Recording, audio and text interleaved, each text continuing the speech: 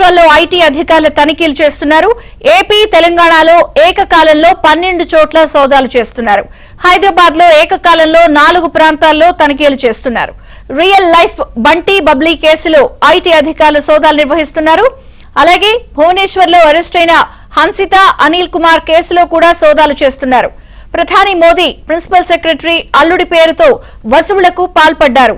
హన్సిత, అనిల్ 100 కోట్ల రూపాయలకు పైగా వసూళ్లు చేశారు. ప్రభుత్వ పనుల పేరిట పలు కంపెనీలను మోసం చేశారు. ట్యాక్స్ లేకుండా చేస్తామంటూ మోసం చేశారు.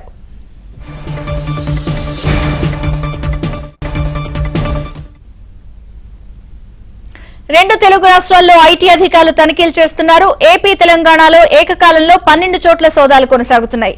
పూర్తి వివరాలు మా ప్రతినిధి శశి అందిస్తారు. శశి, ఉభయ తెలుగు రాష్ట్రాల్లో ఐటీ సోదాలు కలకలం రేపుతూ ఉన్నాయి. సుమారుగా 12 ప్రాంతాల్లో ఈ సోదాలు కొనసాగుతున్నాయి. హైదరాబాద్లో 4 చోట్ల ఈ సోదాలు కొనసాగితే ఆంధ్రప్రదేశ్లో 8 చోట్ల సోదాలు కొనసాగుతున్నట్టుగా సమాచారం అందుతుంది. ప్రధానంగా ఈ రియల్ ఎస్టేట్ వ్యాపారులతో పాటు తర్వాత మైన్స్ యజమానులకు సంబంధించినటువంటి ఇళ్లలోనూ కార్యాలయాల్లోనూ ఈ సోదాలు కొనసాగుతున్నట్టు ప్రస్తుతం అందుతున్నటువంటి సమాచారం. భువనేశ్వర్లో హన్సిత, ఆ తర్వాత అనిల్ కుమార్ అనేటటువంటి ఇద్దరిని పోలీసులు అరెస్ట్ చేశారు.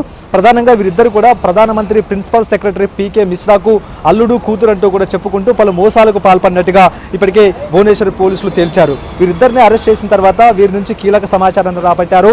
భువనేశ్వర్లోని ఒక ఖరీదైనటువంటి ఒక ప్రాంతంలో ఆఫీస్ను ఏర్పాటు చేసుకుని పలు మోసాలకు పాల్పడ్డారు. ప్రధానంగా ట్యాక్స్ను ఎగ్గొట్టేలా, అంటే ట్యాక్స్ ఎగ్గొట్టేలా, ట్యాక్స్ లేకుండా చేస్తామంటూ కూడా పలు కంపెనీలతో సంప్రదింపులు జరిపి వారి దగ్గర నుంచి పెద్ద మొత్తంలో లంచాలు తీసుకుని మోసాలకు పాల్పడినట్టుగా కూడా తెలుస్తుంది.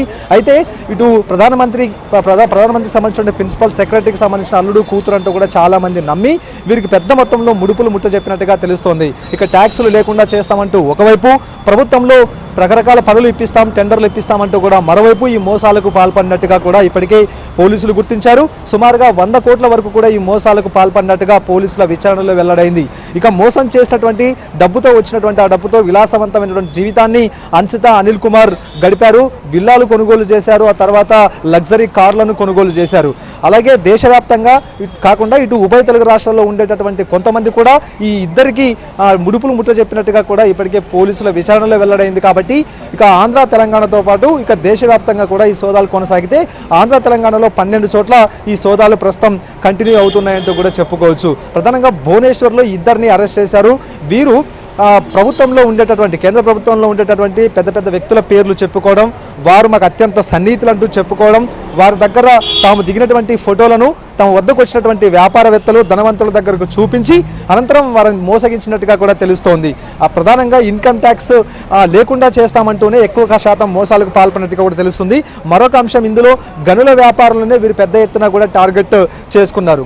గనుల వ్యాపారులను సంప్రదించి వారి దగ్గర నుంచి పెద్ద మొత్తంలో వసూళ్లకు పాల్పడ్డారు. ఒక గనుల వ్యాపారి ఇచ్చినటువంటి ఫిర్యాదు మేరకు భువనేశ్వర్ పోలీసులు కేసు నమోదు చేశారు.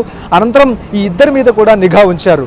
ఆ తర్వాత 2 రోజుల క్రితం ఇద్దరిని అరెస్ట్ చేసిన తర్వాత వీరి దగ్గర నుంచి సమాచారాన్ని సేకరించిన తర్వాత వీరు పెద్ద మొత్తంలో వసూళ్లకు పాల్పడ్డారంటూ నిర్ధారణకు వచ్చిన అనంతరం ఇక రైడ్స్ కొనసాగిస్తున్నారు. ప్రధానంగా ఇన్కమ్ ట్యాక్స్ సంబంధించినటువంటి పేరు చెప్పుకుని ఎక్కువగా మోసాలకు పాల్పడ్డారు. కోట్లలో ట్యాక్స్ లేకుండా చేస్తాం అంటూ కూడా చెప్పినటువంటి సందర్భంలో ఈ ట్యాక్స్లు ఎగ్గొట్టేందుకు చాలా మంది ధనవంతులు ఇద్దరికి కూడా పెద్ద మొత్తంలో ముడుపులు ముట్ట చెప్పారు. అయితే ప్రధానమంత్రి ప్రిన్సిపల్ సెక్రటరీ పేరు చెప్పుకుని ఈ మోసాలకు పాల్పడుతూ ఉండడంతో ఇక కేంద్ర ప్రభుత్వం కూడా ఈ అంశం మీద సీరియస్గా ఉందంటూ చెప్పుకోవచ్చు.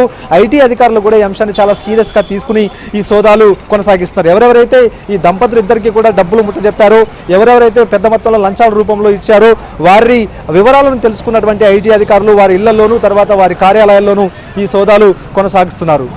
ఓ టు స్టూడియో. థాంక్యూ శశి.